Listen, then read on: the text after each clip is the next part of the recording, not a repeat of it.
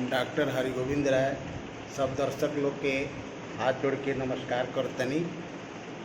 जे जे वीडियो के देखता सबके हो बहुत बहुत आभार व्यक्त करतनी रउआ सबके प्रति। रउआ सब बहुत हमार वीडियो देखिला और एकरा के लाइक करीला, शेयर करीला।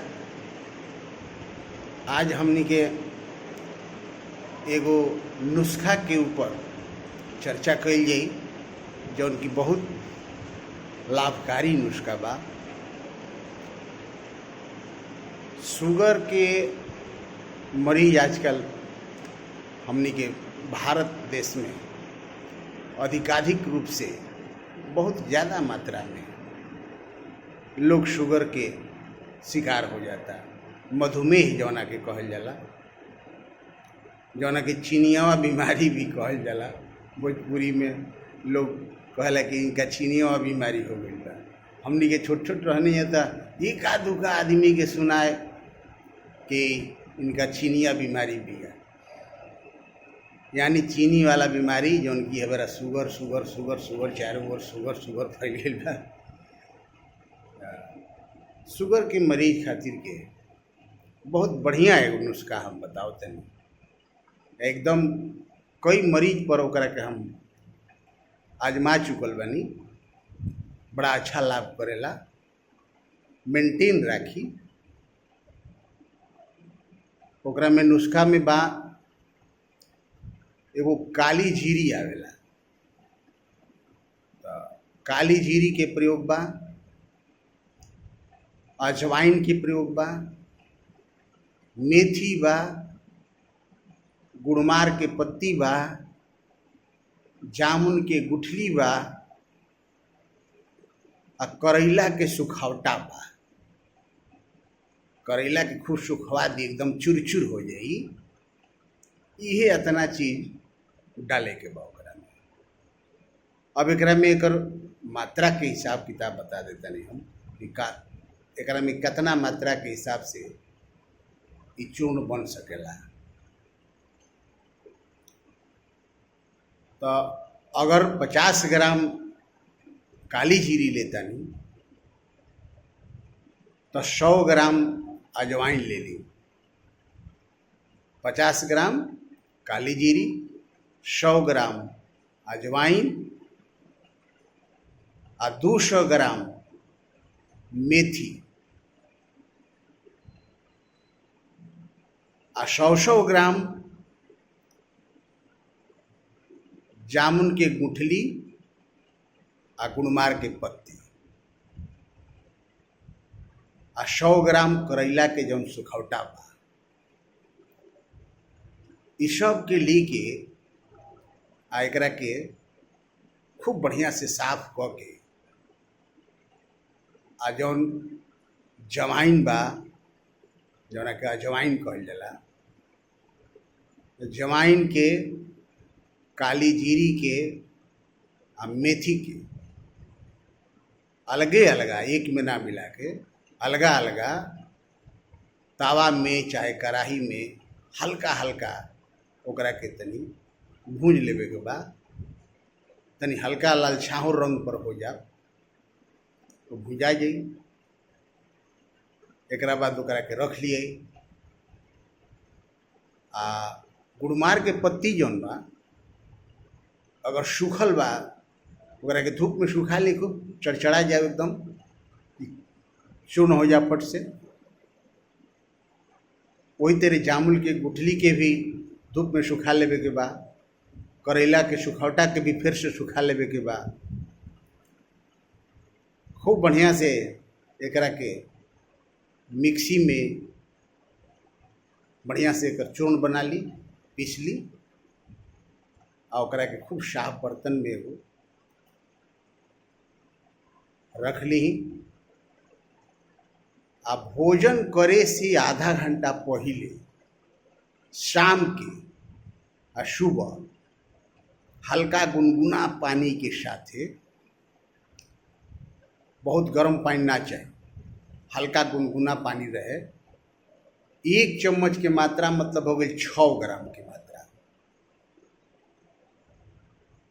तो 6 ग्राम की मात्रा या तो मुंह में डाल के या गुनगुना जल से ओकरा के गलगला करके गुलगुल गुलगुल करके पी घाली, और ना ही तो 1 गिलास पानी में वो चूर्ण के डाल के घोर दी, आ घोर के धीरे धीरे पी जाए।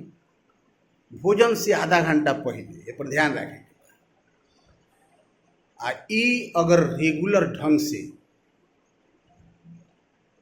जे भी मधुमेह से पीड़ित बा, अगर 3 महीना रेगुलर कंटिन्यू सेवन कर लेता तो ओकर शुगर तीसरा महीना के बाद यानी चौथा महीना से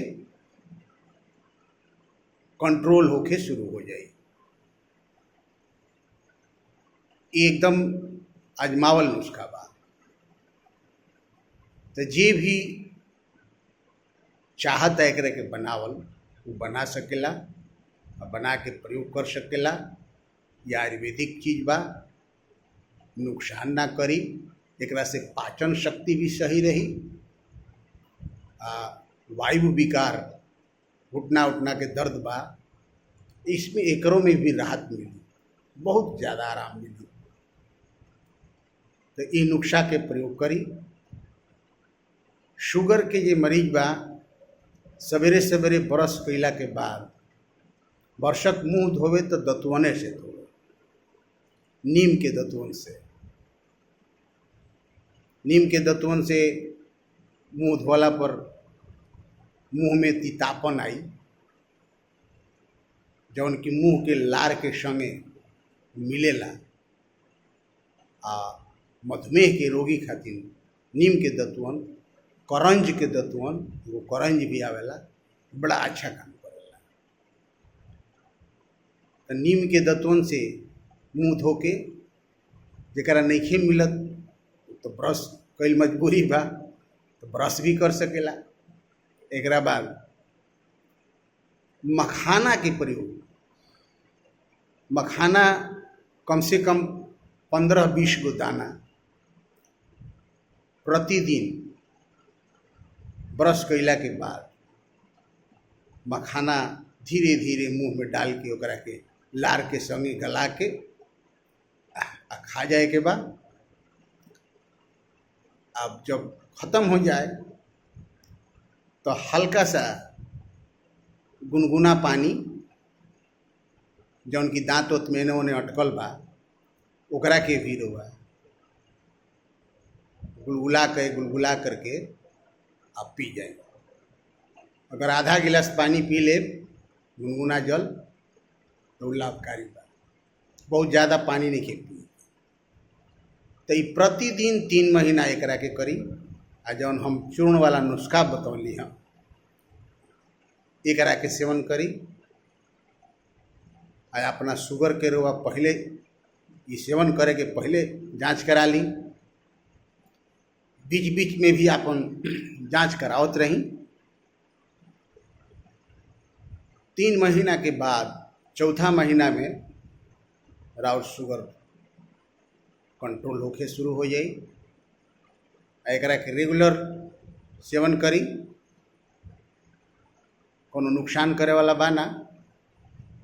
जब राउर शुगर कंट्रोल हो जाए तो एकरा के एक टाइम कर दी, रात कान भोजन से पहले आधा घंटा पहले एकरा के सेवन कली चूर्ण के, बहुत लाभ करी, बहुत फायदा के चीज़ बा। बहुत बहुत धन्यवाद बा रउआ सबके। और वह सब से हम आग्रह करब कि इ नुस्खा के अधिक से अधिक लोगन के बतावे के काम करी, शेयर करी। एकरा से कोनो नुकसान नहीं है, बहुत अच्छा फायदा बा। तो हमरा उम्मीद बा कि रउआ सबके ये वीडियो अच्छा लागल हुई और रउआ सब हमारा वीडियो के देख के लाभ उठाई सभे। हम बार बार निवेदन करतनी कि अधिक से अधिक लोगन के शेयर करी, अधिक से अधिक लोगन के बताई ताकि लोग एकरा से लाभ ले सकस। ऐसे ही बढ़िया बढ़िया चीज़ हम अपना चैनल के माध्यम से रउआ सबके परोसे के काम करत रहिला। रउआ सब आशीर्वाद बनवले रही। बहुत बहुत धन्यवाद बा। नमस्कार बा। गोड़ लागतनी। जय जय भोजपुरी, घर घर भोजपुरी, प्रगतिशील भोजपुरी समाज जिंदाबाद। हम डॉक्टर हरिगोविंद राय, केंद्रीय प्रवक्ता प्रगतिशील भोजपुरी समाज, रउआ सबके जानकारी के माध्यम से मिलल है, वीडियो के माध्यम से। बहुत बहुत आभार, धन्यवाद, प्रणाम, गोड़ लागतनी।